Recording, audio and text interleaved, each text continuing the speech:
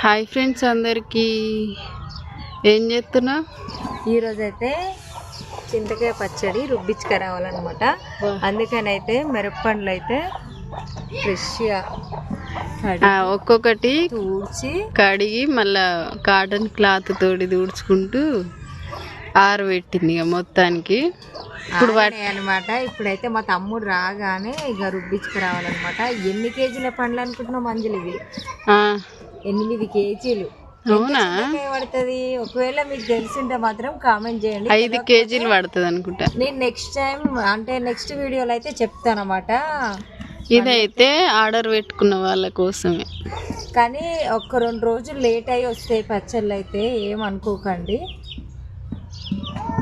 చూసి చాలా బాగున్నాయి, ఎర్రగా కనిపిస్తున్నాయి నాకైతే. వా